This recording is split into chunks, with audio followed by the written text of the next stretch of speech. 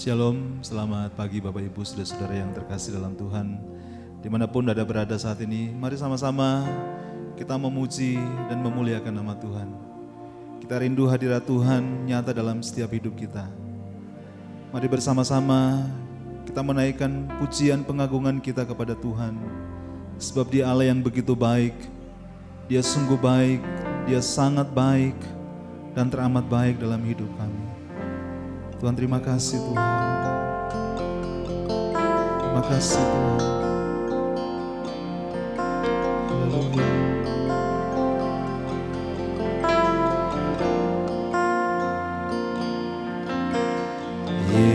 Yesus, Kau sungguh baik. Yesus, nama-Mu Yesus, ku cinta Kau selalu, ku tinggikan, ku agungkan selamanya. Yesus, Kau sungguh baik. Yesus, nama-Mu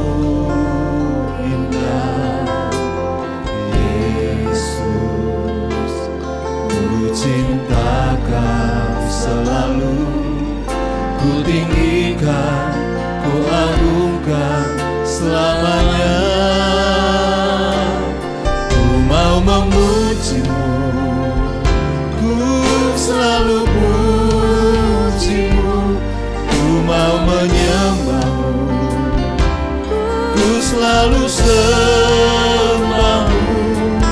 Kau yang layak terima semua pujian, kemuliaan hanya bagi Tuhan.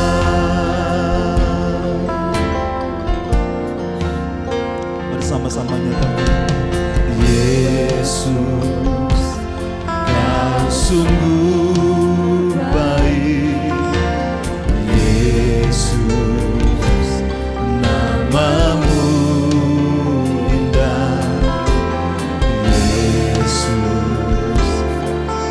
cinta Kau selalu, ku tinggikan, ku agungkan selamanya.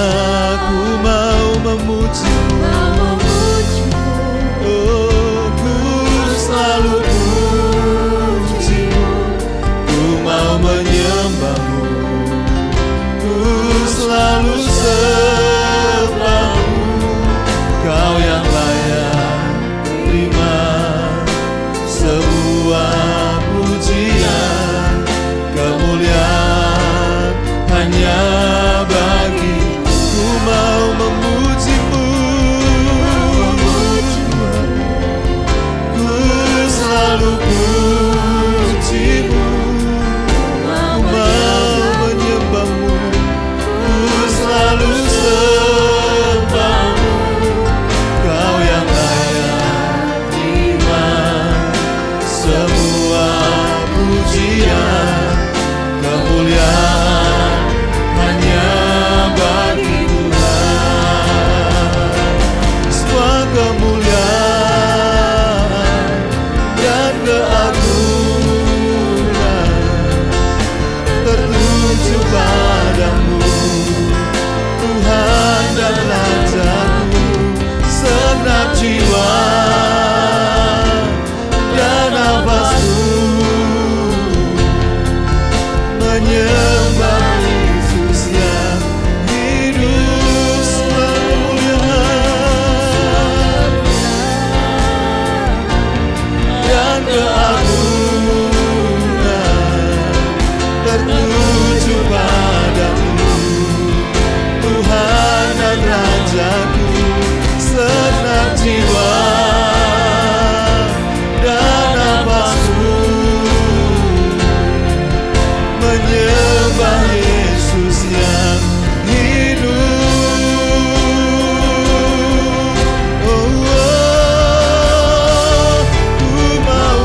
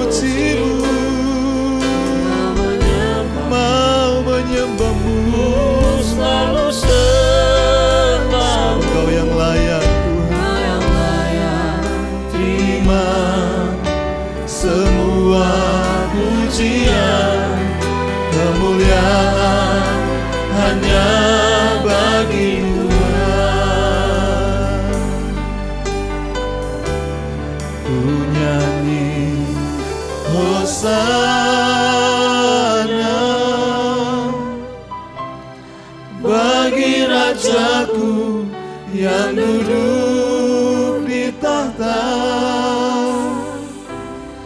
Aku muliakan dan ku agungkan, Kau layak disembah. Ku nyanyi Hosana, ku nyanyi Hosana bagi Rajaku yang duduk di tahta. Aku muliakan dan ku agungkan, Kau layak di. Sekali lagi ku nyanyi Hosana, ku nyanyi Hosana bagi Rajaku yang duduk di tahta.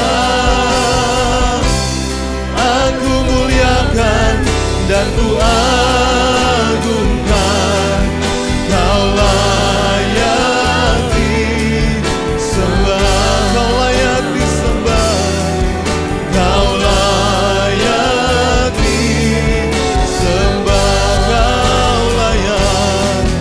Kau layak disembah.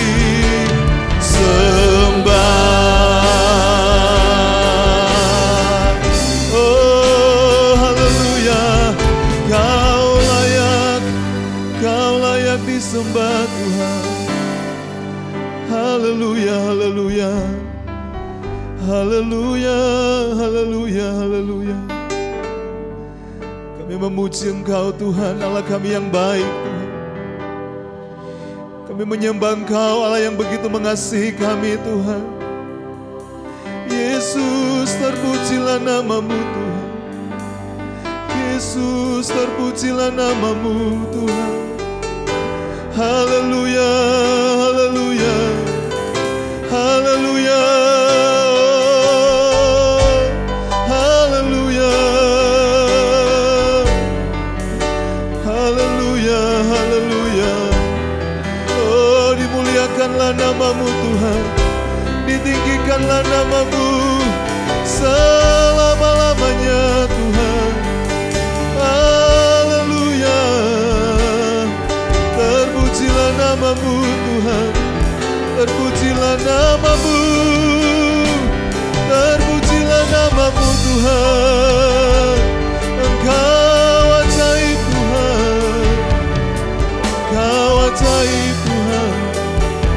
Terima kasih Tuhan, terima kasih Tuhan. Segala pujian, hormat hanya bagi Engkau, Allah kami yang baik. Terima kasih Tuhan, terima kasih. Kami mulaikan ibadah kami pagi hari ini Tuhan, dan kami mau bersorak bagi Engkau Tuhan kami yang hidup. Dalam nama Tuhan Yesus Kristus kami berdoa, haleluya, amin. Terpujilah nama Tuhan, kita patut bersyukur kepada Tuhan, sebab Dia baik bagi kita semua.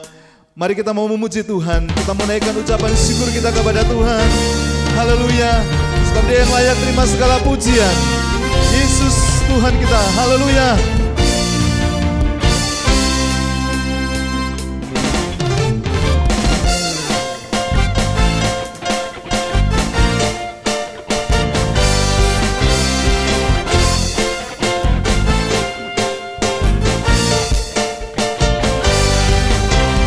Segala puji syukur hanya bagi-Mu Tuhan, sebab Kau yang layak dipuja.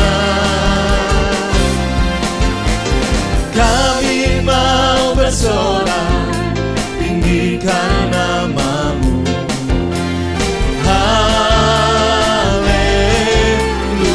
Sekali lagi, segala puji syukur, segala puji syukur hanya bagi-Mu Tuhan, sebab Dia yang layak, sebab Kau yang layak dipuja. Kami mau bersorak, tinggikan nama-Mu. Haleluya.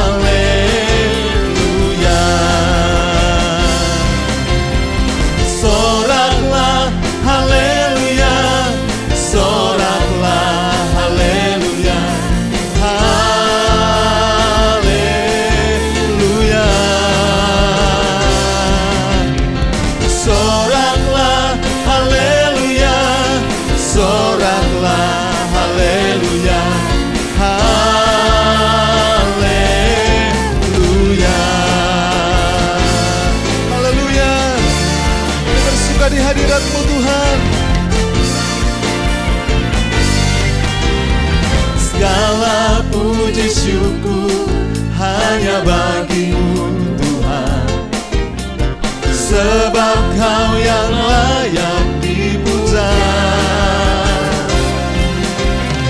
Kami mau bersorak tinggikan nama-Mu. Haleluya. Sorakan haleluya. Soraklah haleluya. Soraklah haleluya. Haleluya.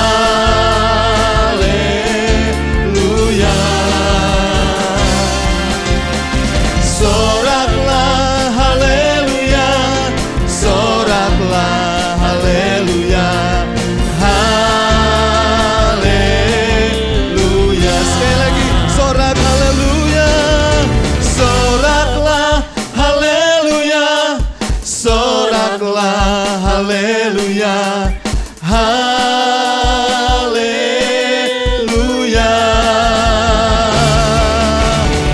Soraklah haleluya. Soraklah haleluya. Haleluya. Oh, soraklah haleluya. Soraklah haleluya. Haleluya.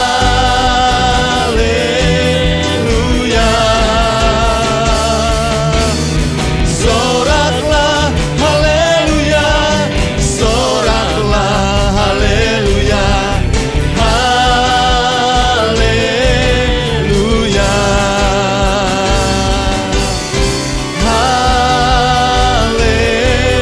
Haleluya.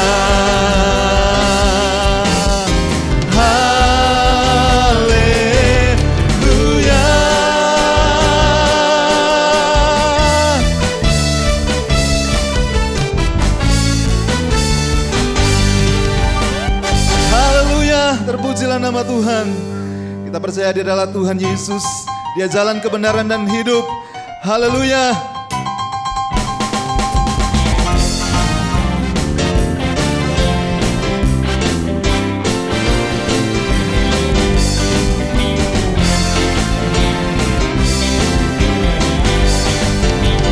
Aku jalan kebenaran dan jalan kehidupan, itulah Yesus katakan. Aku percaya, amin. Di dalam namanya ada keselamatan kekal.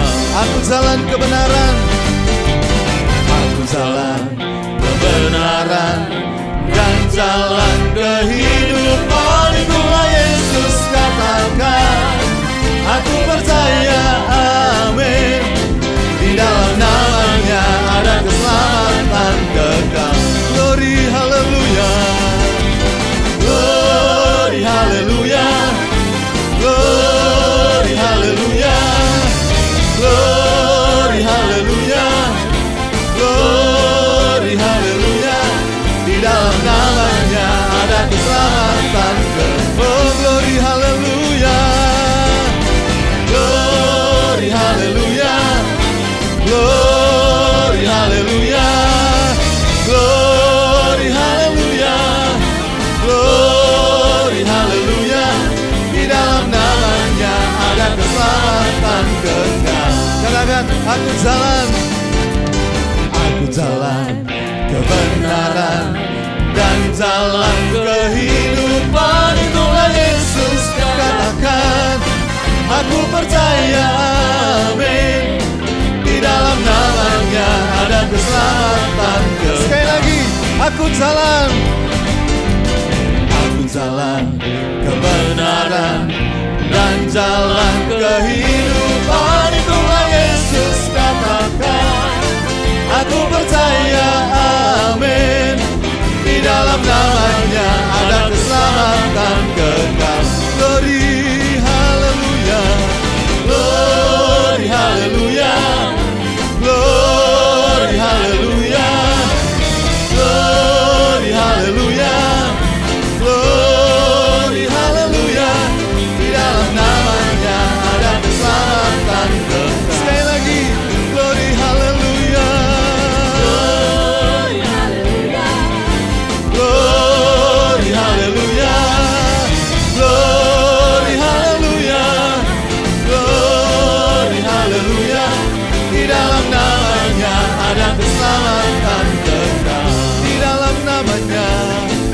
Di dalam namanya ada keselamatan kekal. Sekali lagi, di dalam namanya ada keselamatan kekal.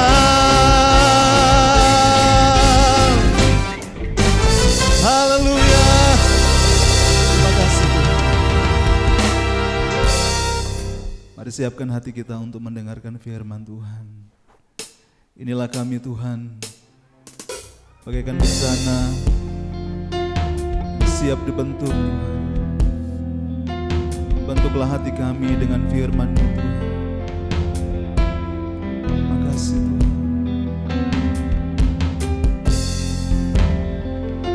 Haleluya.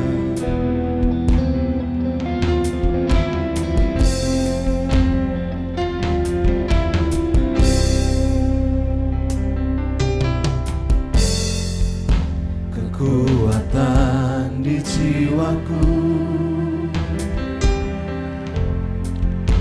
ketenangan di batinku, ada dalam hadirat-Mu, ku menyembah-Mu.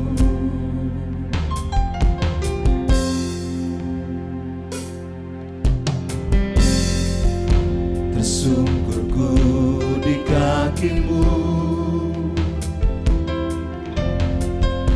rasakan hadirat-Mu. Takkan ku melepaskan-Mu, Kau cahaya bagiku. Mengiring-Mu seumur hidupku, masuk dalam rencana-Mu Bapa. Pikiranku, kehendakku, ku serahkan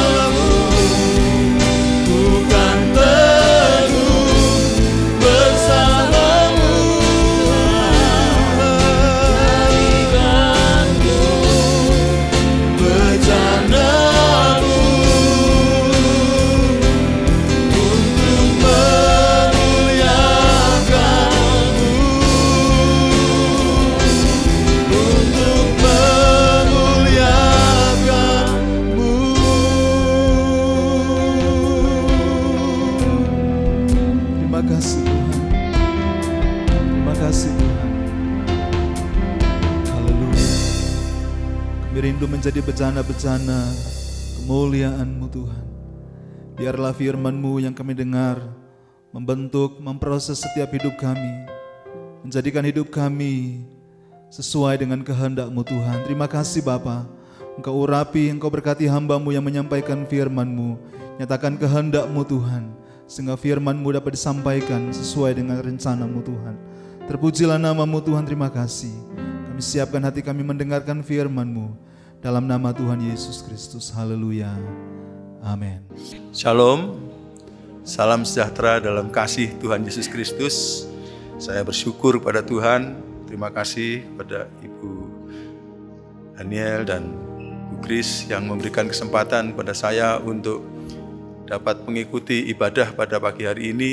Setiap kali saya mengikuti ibadah, terutama kalau bisa datang pas sebelum pembukaan doa, selalu saya merasakan sentuhan hadirat Tuhan.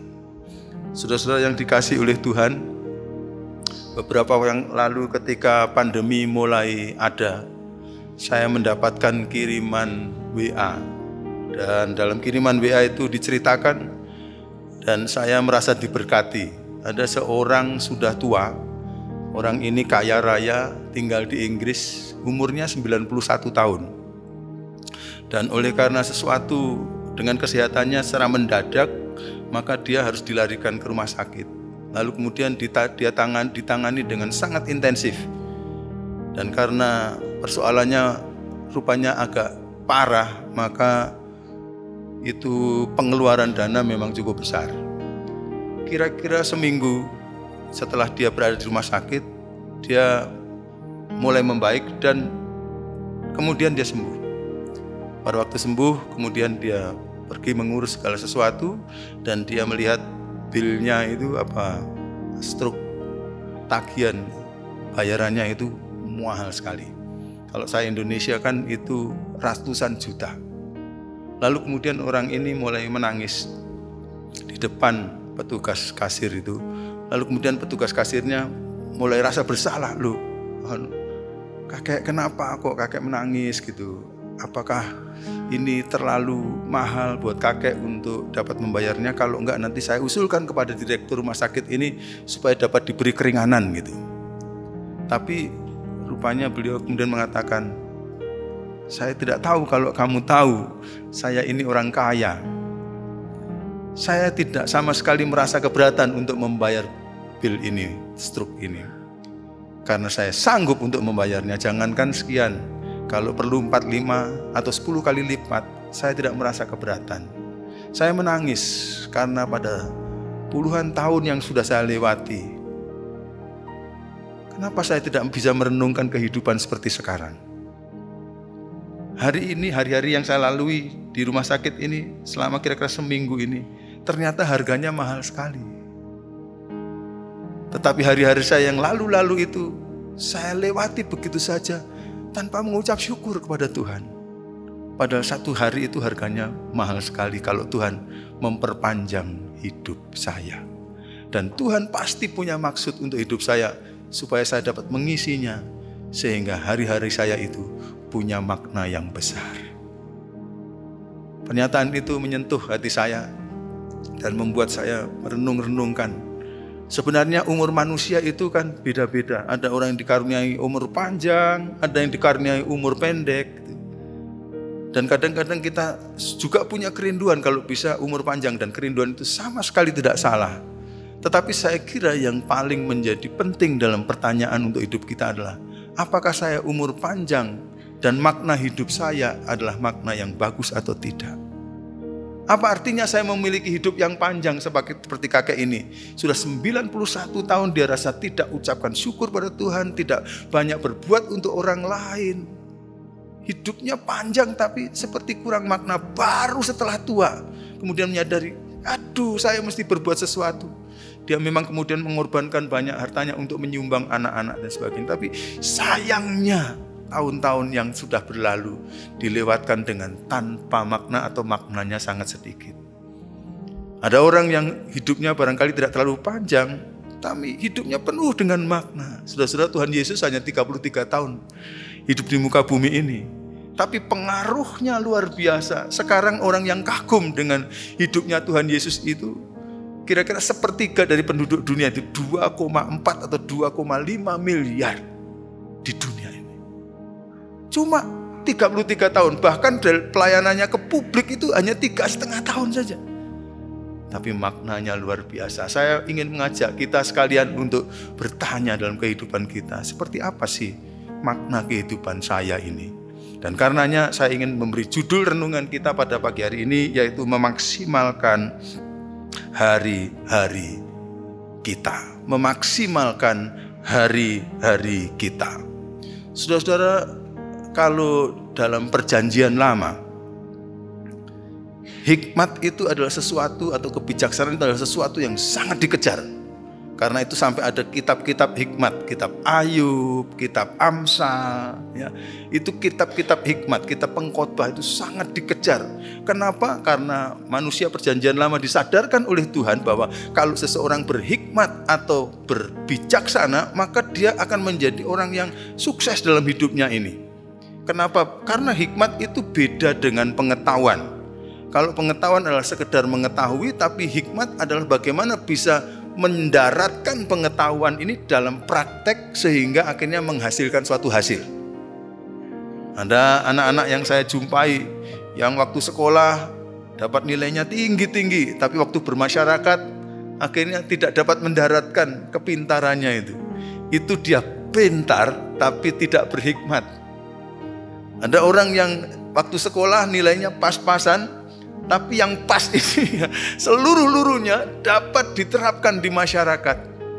Sehingga akhirnya dia menjadi orang yang berguna bagi banyak orang. Saya kenal dengan satu orang yang dulu sekolah di Waing. Sekolahnya berhasil. Tapi waktu tamat dia betul-betul tidak bisa mendaratkan keberhasilannya itu.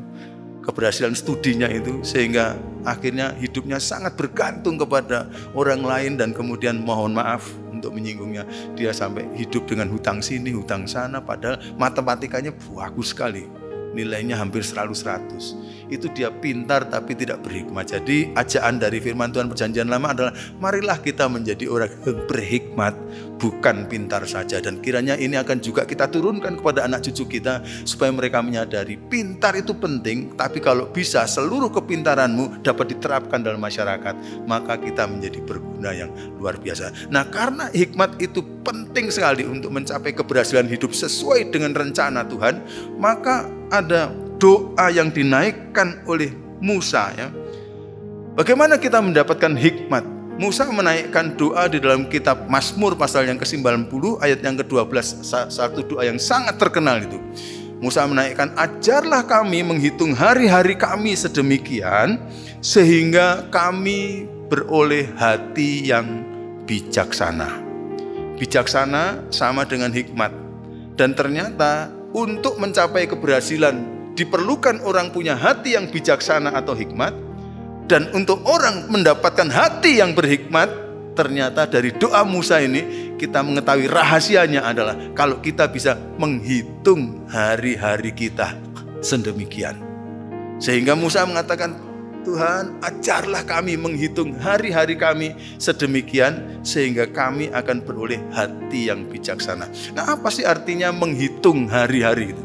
Apakah berarti kalau saya perjalanan lalu saya meluangkan waktu untuk naik kereta api 1 hari, lalu naik kapal 2 hari, oh berarti saya perjalanannya 3 hari?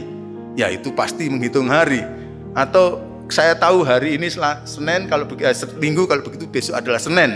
Saya kira tidak begitu. Ternyata menghitung hari itu yang menjadikan kita menjadi orang yang berhikmat itu sebenarnya pengertiannya kalau begitu adalah bagaimana kita mengisi hari-hari kita supaya kita menjadi orang yang berhikmat. Mengisi hari-hari kita supaya kita menjadi orang yang berhikmat. Nah, kalau begitu yang menaikkan doa ini Musa, coba kita telusuri hidup Musa, Bapak Ibu dan saudara-saudara sekalian. Ada orang-orang yang memperkirakan bahwa doa yang dinaikkan Musa di Mazmur pasal 90 tadi, dinaikkan Musa ketika dia sudah menjadi tua. Nah, Musa itu hidupnya adalah 120 tahun.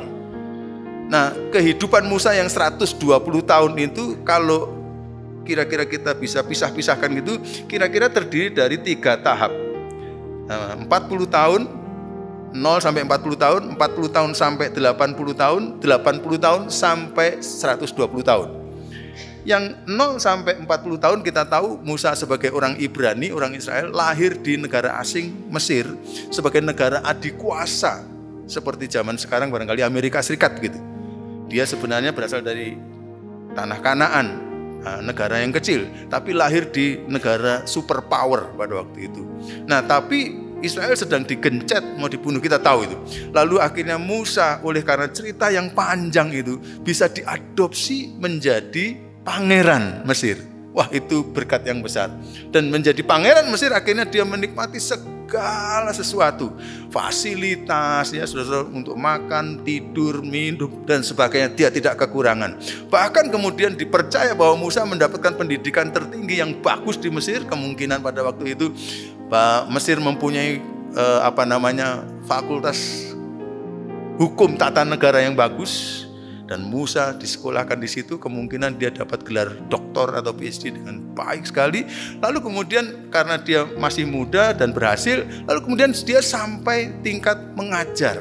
Jadi pengaruh Musa sudah mendunia, karena seperti di Amerika Serikat sekarang, orang-orang yang belajar di sana terdiri dari macam-macam bangsa-bangsa. Nah, pada waktu itu juga datang ke Mesir dan Musa sudah sampai ke tingkat profesor yang luar biasa itu. Segala sesuatu kepintarannya Musa pasti dipuji-puji. Kelihatan sekali kepintaran dia tentang hukum tata negara di dalam tulisan-tulisannya di kitab Taurat. Luar biasa. Lalu kemudian di tengah-tengah seperti itu terjadi insiden di mana dia membela orang-orang Ibrani dan kemudian akhirnya dia diancam oleh orang Ibrani sendiri. Lalu kemudian dia melarikan diri dari istana. 40 tahun umurnya, lari dari istana. Semua kehidupan yang berjaya, semua kehidupan yang manusia katakan berhasil diakhiri dan kemudian dia pergi ke padang belantara. Kalau kemarin dulu dia tidur dengan gampang, nyalakan AC, tempat tidurnya nyaman, empuk. Sekarang tiap kali dia gerak, tempat tidurnya bunyi. Karena kemarin dulu dia pakai spring bed, sekarang pakai pring, saudaranya.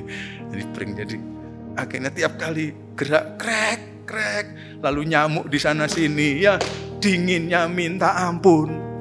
Kemarin dulu kalau dia mau menghangatkan badannya, mau minum air hangat, langsung saja dia katakan dayang, langsung mereka lari dan siapkan air hangat. Sekarang dia harus cetek geni dulu, ya.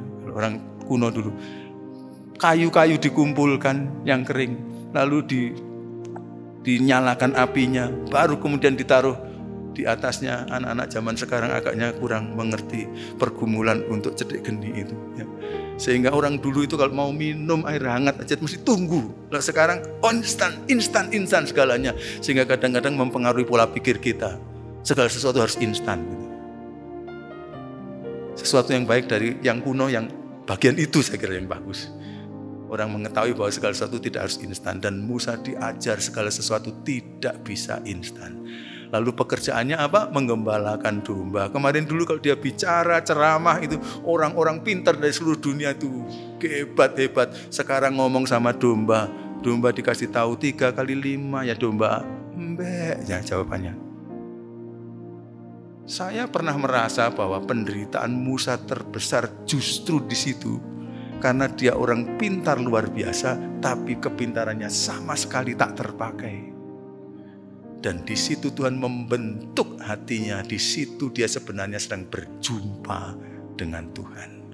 Karena dia harus sabar setengah mati. Kalau kemarin dulu dia jalan saja, tasnya sudah dibawakan oleh orang. Sekarang dia harus membawakan barang-barang kebutuhan daripada domba-dombanya. Di tempat yang sangat sulit seperti itu selama berapa? 40 tahun. Sampai umur 80 tahun. Tuhan rupanya mau membongkar dasar-dasar hidup Musa yang dibangun oleh dunia ini selama 40 tahun. Diganti dengan dasar-dasar hidup surgawi. dengan kualitas surga diperlukan waktu 40 tahun. Sehingga setelah 40 tahun kedua pada umur 80 tahun, Tuhan memanggil Musa sampai percaya dirinya Musa sudah habis. Tapi orang yang percaya dirinya habis itu bagus, supaya dia bisa percaya Tuhan. Sehingga dia merasa tidak ada apa-apa dalam dirinya. Lalu Tuhan panggil. Nah, setelah umur 80 sampai umur 120 ini, saudara, saya kurang tahu berapa banyak di antara kita di sini yang umur 80 tahun. Umur 80 tahun mulai dipanggil Tuhan untuk memimpin bangsa, suatu bangsa yang besar, yang jumlahnya laki-lakinya dikatakan 600.000 laki-laki, sehingga kalau dengan wanita dan anak-anak diperkirakan sampai 2,5 juta, bahkan ada yang memperkirakan 3 juta orang, berjalan di padang gurun selama 40 tahun dengan tidak ada klik persediaan makanan dan pakaian apapun sama sekali. 40 tahun jalan dengan 2,5 juta tanpa modal, kok berani-beraninya mimpin. Kalau bukan orang yang sudah punya persekutuan dengan Tuhan selama 40 tahun, nggak akan sanggup. Apalagi yang dipimpinnya itu nggak seperti kita yang ada di sini ini. Kita di sini ini kan baik-baik semua kan saudara ya. Nah yang dipimpinnya itu semuanya tegar tengkuk, semuanya orang suka ngerundel ya. Sedikit-sedikit ngerundel, sedikit-sedikit ngerundel ya. Luar biasa mencaci maki. Waduh, 2,5 juta saudara. Kalau cuma 100 orang saja bisa diatasi. 2,5 juta tiap hari seperti itu. Dan tanpa modal, harus memberi makan 2,5 juta seorang. Pernah menghitung, waduh, kebutuhan makanan untuk orang-orang Israel pada waktu itu berapa gerbong kereta api satu hari, padahal 40 tahun. Di tengah-tengah perjalanan hidup yang sudah begitu, sudah umur 80 tahun lebih, dia menaikkan doa, Tuhan ajarlah kami menghitung hari-hari kami, supaya kami beroleh hati yang bijaksana. Menariknya, Musa karena merasa bahwa hidupnya sekarang mesti untuk Tuhan, di tengah-tengah penderitaan, kesulitan hidup, tekanan yang luar biasa seperti itu, apakah kita pernah membayangkan Musa bisa memproduksi 5 kitab Taurat Perjanjian Lama? Bukan dalam situasi enak loh. Hidup di padang gurun dan memimpin orang 2,5 juta yang terus-menerus grumbling tiap hari, bisa memproduksi 5 kitab Taurat yang sampai sekarang tetap menjadi sumber dari banyak sumber hukum. Terlalu sempurna Taurat itu dalam tataran hukum sehingga bisa menjadi dasar-dasar yang luar biasa. Orang ini telah dipakai oleh Tuhan, telah ditolong oleh Tuhan untuk memaksimalkan hidupnya sedemikian rupa sehingga dia bisa memproduksi 5 kitab Taurat. Ya, 5 kitab Taurat memang diilhamkan oleh Roh Kudus. Namun demikian Musa kelihatan juga tidak tanpa andil di dalamnya. Kepintarannya dia dalam hukum tata negara nampak sekali dalam hukum Taurat muncul. Teman-teman yang ikut kuliah dulu, kadang-kadang kalau pas sibuk sekali itu, ada kadang-kadang yang terpaksa, Pak boleh nggak agak diundur sedikit penyerahannya gitu ya. Nah Musa menyerahkannya tidak bisa diundur lagi. Umurnya sudah 80-120 tahun. Dia bisa memproduksi kitab Taurat yang terus dijadikan acuan hukum di dunia ini. Luar biasa. Makanya Musa itu sampai zaman Tuhan Yesus juga masih dijadikan acuan. Sampai zaman sekarang juga masih dijadikan acuan. Karena hidupnya telah dimaksimalkan sedemikian rupa. Kalau kita lompat ke perjanjian baru, kita ketemu dengan siapa? Seorang yang memaksimalkan hidupnya pasti kita ketemu dengan tokoh yang namanya Rasul Paulus. Seperti apa kehidupan Rasul Paulus? Kita tahu bahwa pada waktu masih muda dia sangat giat sekali dengan agama Yudaismenya, sedemikian fanatik sampai kita tahu bahwa dia menjadi orang yang pembenci luar biasa. Dia gerak dengan sangat kuat, giat luar biasa untuk membunuh bahkan membunuh ganas sekali kepada orang-orang Kristen. Baca dalam kitab Kisah Para Rasul, orang-orang jadi takut dengan tokoh Rasul Paulus ini. Tapi 30 tahun pertama di jalan menuju Damsyik, dia ditemui oleh Tuhan Yesus Kristus. Berjumpa dengan Tuhan itu penting. Dan sejak waktu itu terjadi titik balik dalam kehidupannya. Setelah umur 30 tahun, lalu Tuhan membimbing dia pergi ke daerah Arab. Tuhan menyekolahkan dia sendiri selama 3 tahun di sana, dididik oleh orang yang diatur oleh Tuhan, dididik oleh Tuhan sendiri di sana. Dan kemudian setelah keluar dia persiapkan. Dan 30 tahun kemudian dia mulai melayani Tuhan. Apa saja yang telah dilakukan oleh orang yang tokoh ini? Dia bertobat, dia mengubah hati, dia tinggalkan semua fasilitas-fasilitasnya sebagai anggota Dewan Sanhedrin, dan kemudian dia kerja keras bagi Tuhan. Sehingga pada waktu dia umur 30-60 tahun, firman Tuhan memberikan pada kita berita-berita dari Kisah Para Rasul, dia memulaikan banyak sekali jemaat-jemaat atau gereja-gereja di kota-kota besar. Kota-kota besar itu sulit, tapi dia dengan timnya bisa mendirikan gereja-gereja mula-mula di kota-kota besar tersebut. Apalagi dia memuridkan pemimpin-pemimpin besar. Luar biasa. Lukas sampai menulis kitab Lukas dan Kisah Para Rasul. Dia membesarkan Timotius, dia membesarkan Titus. 3 orang namanya disebut dalam Alkitab. Banyak lagi yang lain. Dia memuridkan pemimpin-pemimpin besar. Lalu kemudian dia mengalami banyak sekali sengsara dalam hidupnya. Dan bahkan dia harus bekerja keras luar biasa untuk memenuhi kebutuhan dari timnya. Sambil melayani, banting tulang, jungkir balik, masih juga harus kerja, membuat tenda atau kemah dijual supaya bisa membiayai tim misinya. Tapi di tengah-tengah semua kegiatannya yang luar biasa itu, bahkan kemudian dia dianiaya, didera dan sebagainya oleh karena dilawan oleh pemerintah pada zaman itu. Separuh dari Alkitab Perjanjian Baru ditulis oleh orang ini, saudara. Klik, ada sekurangnya 13 kitab Perjanjian Baru ditulis oleh orang ini. Dan saudara tahu bahwa di samping yang dikanonkan dalam Alkitab, dia juga nulis surat-surat yang tidak dikanonkan. Ke jemaat Korintus itu dipercaya Paulus telah menulis 4 surat, tapi yang jadi kitab suci adalah 2. Berarti luar biasa produksinya. Semua orang yang pernah menulis, dan kalau tulisannya macam tulisan ini dengan ilham Roh Kudus, itu pasti sulitnya minta ampun. Dan menariknya, di antara 13 itu, apakah kita pernah menghitung 5 di antaranya ditulis ketika dia berada dalam penjara, ketika dia berada di tahanan. Biasanya kalau kita mengalami sesuatu yang seperti itu, maka kita mengatakan, ya apa lagi yang bisa saya buat dalam keadaan seperti begini. Dari 13 ada 5 yang ditulis di penjara, di tahanan. Sehingga orang ini betul-betul produktif hidupnya. Hidupnya dalam 30 tahun yang kedua itu luar biasa. Mengapa dia begitu? Karena kemudian dia memberikan nasihat kepada jemaat di Efesus. Jemaat di Efesus diberikan oleh dia nasihat. Karena apa? Karena begini caranya menata hidup. Karena itu, perhatikanlah dengan seksama bagaimana kamu hidup. Jangan seperti orang bebal, tapi seperti orang arif, artinya orang bijaksana. Apa tandanya orang arif? Dan pergunakanlah waktu yang ada, karena hari-hari ini adalah jahat.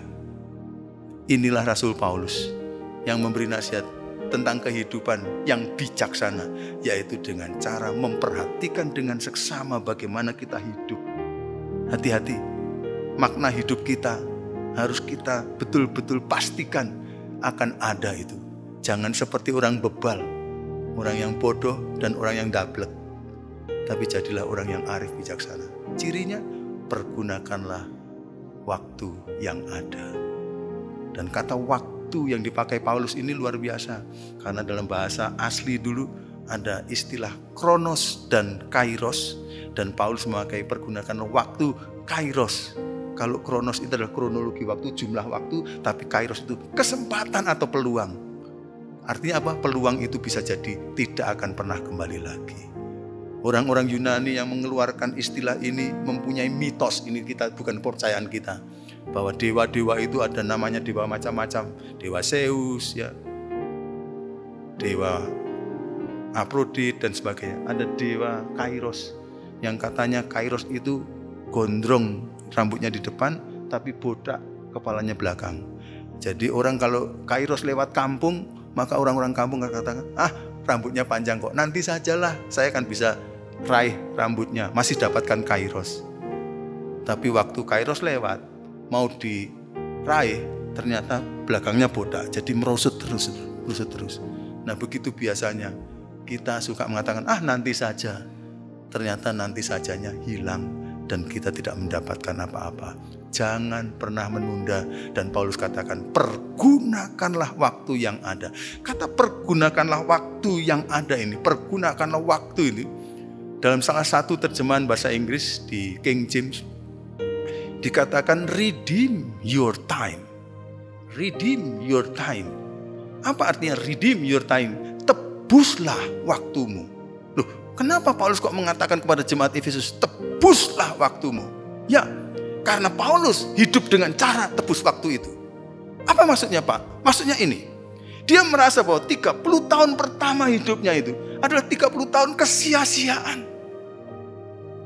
Setiap hari, setiap minggu, setiap bulan, setiap tahun itu adalah demi kesia-siaan. Sehingga ketika dia bertobat, berjumpa dengan Tuhan, dididik oleh Tuhan, mempunyai persekutuan yang intim dengan Tuhan, maka hidupnya kemudian beralih dari berpusat kepada dirinya sendiri, lalu kemudian berpusat kepada Tuhan, dan kemudian dia mengatakan, Tuhan ini hari-harimu.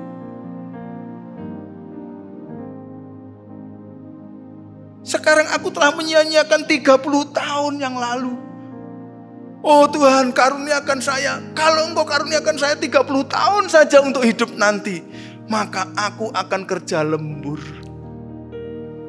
Aku tidak akan kerja 8 jam seperti pada layaknya manusia bekerja. Aku akan bekerja 16 jam minimal. Supaya yang 8 jam adalah jatah saya, mempersembahkan hari saya, mengisi hari saya untuk Engkau hari ini. Yang 8 jam untuk menebus yang kemarin. Untungnya Paulus dikaruniai Tuhan waktu kira-kira 60 tahun hidup. Sehingga akhirnya hari ini dia kerja 16 jam, yang 8 jam jatahnya untuk memenuhi maksud Tuhan hari ini. Yang 8 jam dipakai untuk yang kemarin. Besok lusa dia kerja 16 jam. Dan begitu seterusnya untuk membayar yang kemarin lusa. Sampai dia umur 60 tahun. Lunas. Makanya buah hidupnya luar biasa besarnya. Karena kesadaran menyia-nyiakan waktu yang telah lewat. Saya kira firman Tuhan ini cocok sekali untuk siapapun kita pada umur berapapun. Karena tentu kita pernah menyia-nyiakan waktu kita yang lalu. Beruntung kalau kita mendapatkan firman ini ketika kita masih agak muda. Saudara mungkin saudara bisa sampai bikin bonus untuk hidupmu. Tapi tidak ada kata terlambat bagi siapapun. Saya percaya seandainya Paulus hanya dikaruniai waktu 50 tahun, Tuhan sudah puas dengan kerja lemburnya. Prinsip hidup yang luar biasa, menebus waktu-waktu yang telah dibuang di masa-masa yang lalu. Dengan mengisinya untuk kemuliaan Tuhan dan kebaikan bagi semua orang lain. Saudara-saudara, kira-kira 20 tahun sebelum Tuhan Yesus Kristus ada di muka bumi ini, ada seorang pujangga Romawi namanya Horace. Horace ini karena pujangga ya pasti dia banyak menulis buku. Dan dalam salah satu tulisannya dia mempunyai istilah pepatah Carpe diem. Pepatah yang dikeluarkan oleh dia. Carpe diem, sehingga akhirnya pepatah ini menjadi pepatah yang sangat terkenal luar biasa. Dan apa sebenarnya arti atau makna dari carpe diem itu? Bahasa Inggris artinya adalah seize the day. Seize the day. Kalau saya Indonesiakan saja, kira-kira apa maksudnya?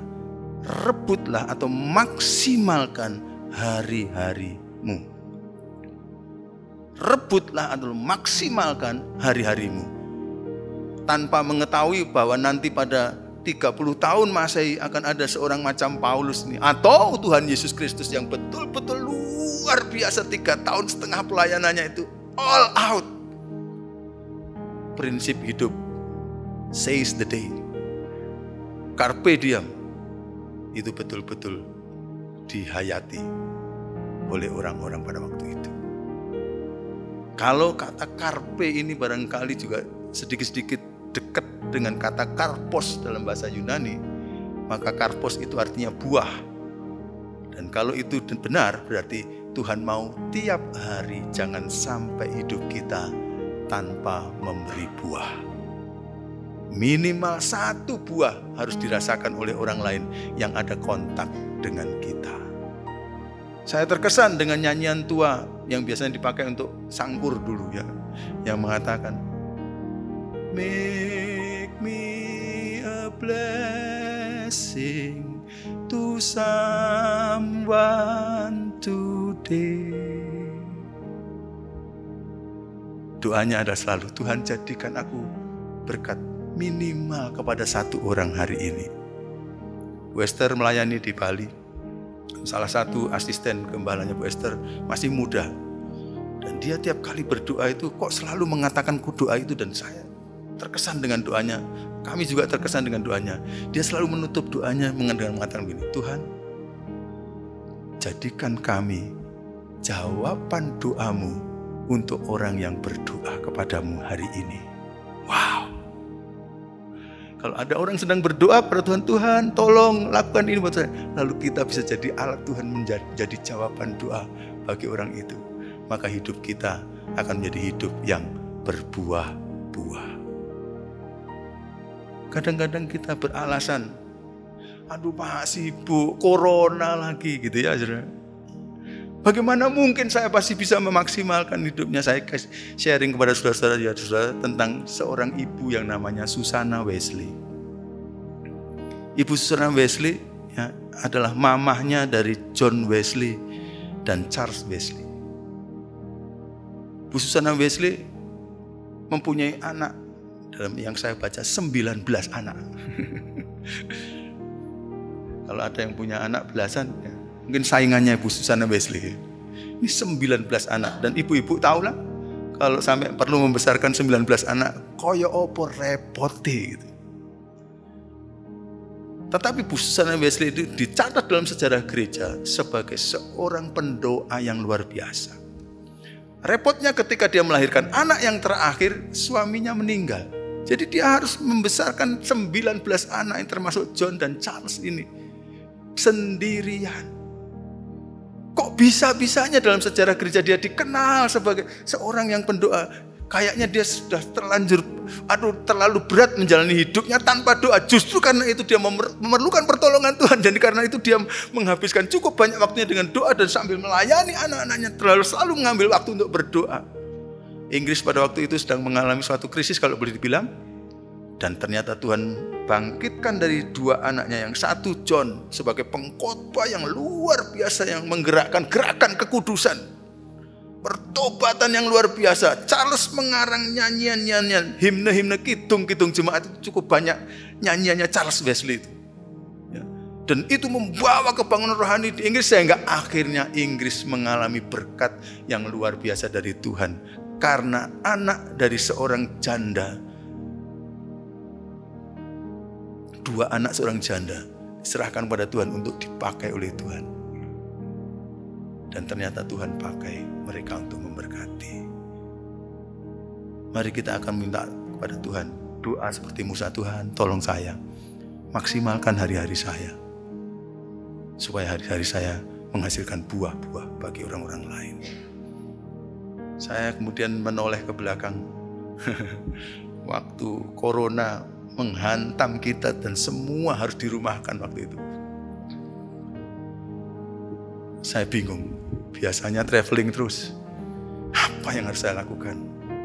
Ternyata baru teringat bahwa Bagus perlu melakukan sesuatu, anak saya.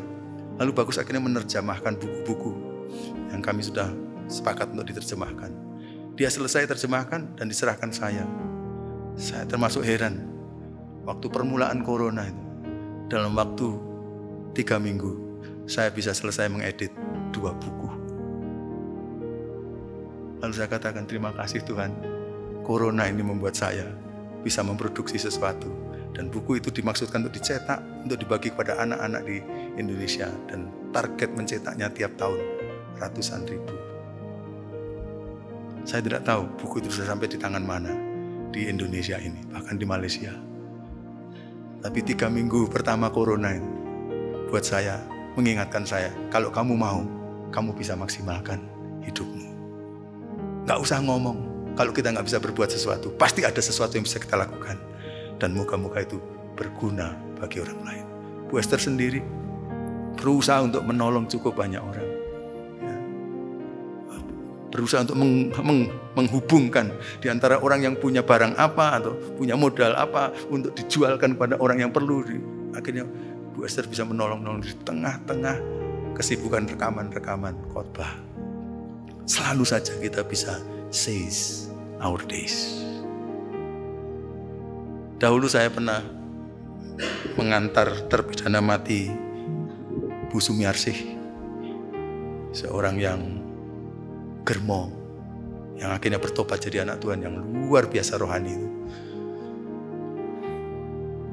Dan ketika saya sudah memakamkan dia, besoknya diminta untuk pergi ke penjara di Sukun sana. Ternyata kesaksian dari orang-orang di penjara di Sukun itu, Bu Sumiarsih itu telah menghasilkan buah bagi mereka, dampak kehidupannya luar biasa. Tiap pagi, ini mantan germo yang bertobat, tiap pagi katanya selalu pergi ke sel-sel daripada anak-anak Tuhan itu jam 5 atau setengah 5 dan bertanya, halo, sudah bangun, sudah doa, sudah baca Alkitab. Tiap pagi kelilingi sel-sel. Sehingga pada waktu Sumiarsih diambil ke Medaeng, maka mereka mengatakan, kami kehilangan suara itu jam setengah 5 pagi berikutnya. Tapi kami ingat ada Sumiarsih yang selalu mengingatkan itu, sehingga kami bangun dan kami doa, kami baca Alkitab. Ada satu anak remaja yang bersaksi, saya dulu adalah masuk ke narkoba dan saya berlagak baik-baik supaya saya cepat dikeluarkan dari sini dan saya bermaksud untuk main narkoba lagi. Tapi ketika saya ditempatkan satu kamar dengan Mbah Sih, dia katakan, saya diberkati luar biasa. Saya seperti melihat pribadi Yesus Kristus di dalam kamar saya. Karena Sumiarsih itu jam 3:30 sudah bangun dan berkasih-kasihan dengan Tuhan Yesus. Dan ucapkan, kadang-kadang dia terbangun dan dengar. Kalau dia lagi galau, anak ini galau, tidak terlambat Mbah Sihnya kan, Duk, kenapa? Ada masalah ya? Sehingga saya sangat diperhatikan. Lalu kemudian ketika Ibu Sih sudah tidak ada pemasukan karena rumahnya yang di Surabaya terpaksa harus dialihkan usaha yang tidak mendatangkan uang yang besar, dia belajar bentel. Dan anak ini bersaksi bagaimana keajaiban penjualan hasil bentelannya itu luar biasa, sehingga itu bisa mencukupi untuk anak dan cucunya yang ada di luar. Dia membukukan, dan dia mengatakan, dari setiap waktu, setiap detik saya lihat Yesus ada dalam diri Mbah Sih ini, dan mujizat-mujizat selalu terjadi. Kalau dulu saya bermaksud bertindak baik untuk supaya saya dikeluarkan, tapi saya nanti akan berbuat tidak baik lagi di luar, saya sudah mengambil keputusan. Kapanpun saya dikeluarkan, terserah kepada pihak pemerintah. Tapi kalau saya dikeluarkan, saya akan menyerahkan diri saya untuk melayani Tuhan. Mantan germo bisa menjadi berkat yang luar biasa. Di penjara, seluruh penjara termasuk kepala penjaranya, 3 orang kepala penjara merasa diberkati oleh orang ini. Dia memaksimalkan hidupnya untuk menjadi berkat bagi banyak orang. Saya setelah lelah sekali menemani proses eksekusi Busih dan melayani ke penjara, pulang ke Sati. Lalu saya duduk di depan rumah dinas saya. Pas saya noleh ke kiri, ada mangga yang dulu saya tanam bersama dengan beberapa mahasiswa di rumah dinas itu. Saya lihat beberapa mangga ini. Yang satu ini ada yang buahnya itu sedikit, kadang-kadang nggak berbuah. Ada yang buahnya biasa-biasa saja. Tapi ada satu yang dekat dengan tempat saya duduk itu. Buahnya lebat, kalau dipetik itu enaknya minta ampun. Sampai mama mertua saya almarhum itu, kalau tiap kali ke Malang atau saya pas ke Jakarta, dia bilang, "Wes buah atau belum? Nek buah tolong bawakan." Saking enaknya itu. Dan kemudian saya noleh ke pohon buah itu. Dan saya mengatakan, "Loh, lah ini kan kayak hidupnya Bu Sumiarsih ya. Buahnya lebat dan rasanya manis. Carpe diem. Carpe diem. Carpe diem." Buah dinikmati oleh orang lain. Saya katakan, noleh ke sana dan kata, "Tuhan tolong jangan saya jadikan seperti pohon itu. Buahnya sedikit, kadang-kadang gak muncul, kecut lagi." Saya mau jadi seperti ini. Ajari aku menghitung hari-hariku, supaya aku bisa menjadi orang yang berhati bijaksana. Amin. Mari kita tanggapi firman sambil berdiri bersama-sama. Ajar kami Tuhan menghitung hari-hari kami. Ajar kami Tuhan menghitung hari-hari, agar kami beroleh hati bijaksana.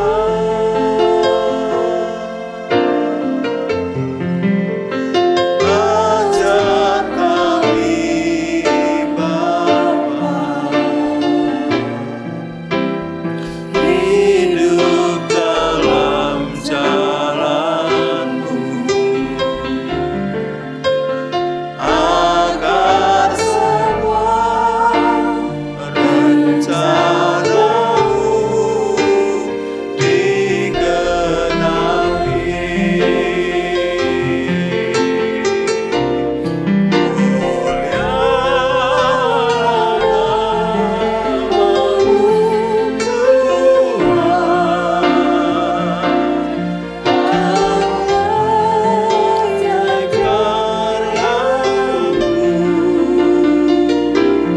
Bimbing kami di setiap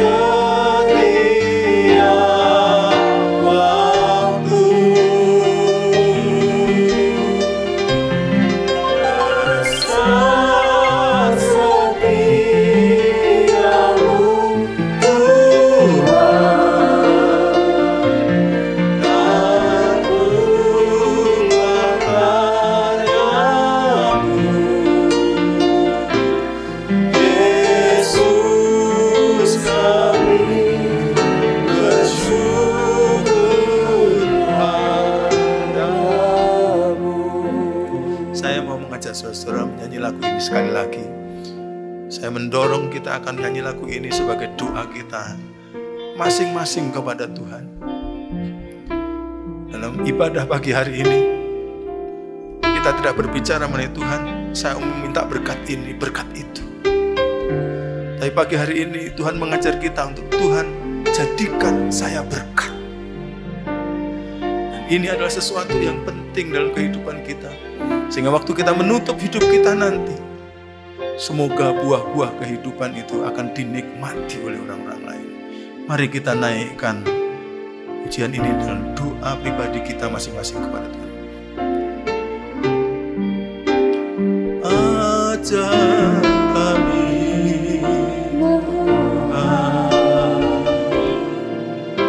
menghitung hari-hari, agar kami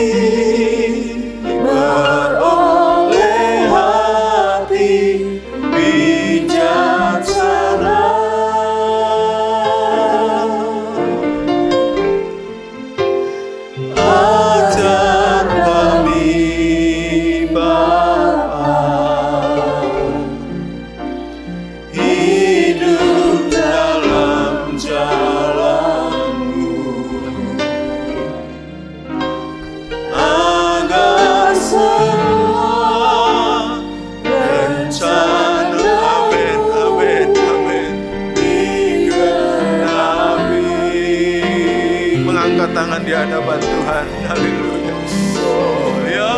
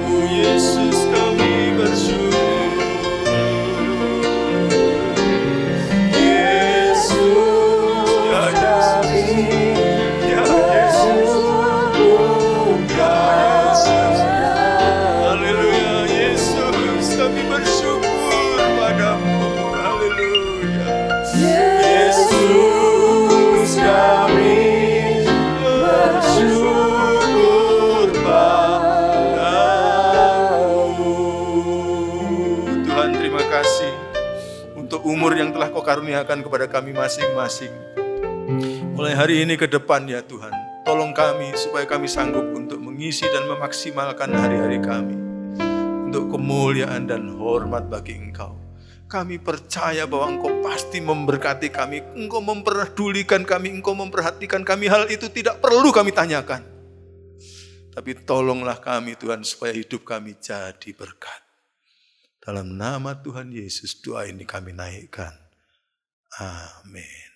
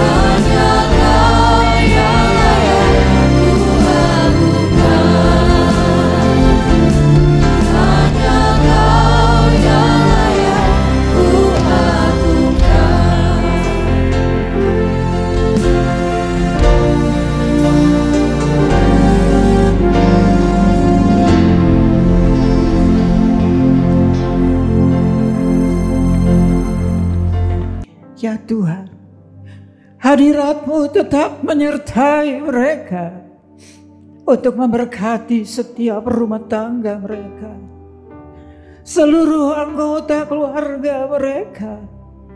Berkatilah usaha dan mata pencaharian umat-Mu. Berkatilah roti dan air mereka. Berkatilah umat-Mu ini dengan kekuatan dan kesehatan. Sesungguhnya Dikau sangat mengasihi umat-Mu. Seluruh umat-Mu ini ada di dalam telapak tangan-Mu, dan tak seorang pun dapat merampas mereka, domba-domba-Mu ini, dari dalam tangan-Mu. Hamba-Mu berdoa, bawalah seluruh sidang jemaat-Mu ini semakin hari semakin dekat kepadamu, semakin mengasihi Engkau ya Tuhan, sehingga mereka boleh tiba di puncak bukit kesucian-Mu dan memandang wajah-Mu yang indah. Kini sidang jemaat yang dikasihi Tuhan, Allah yang kekal adalah naungan-Mu, dan lengannya yang abadi menopang Engkau. Tuhan memberkati Engkau dan melindungi Engkau. Tuhan menyinari Engkau dengan wajah-Nya, serta memberikan Engkau kasih karunia.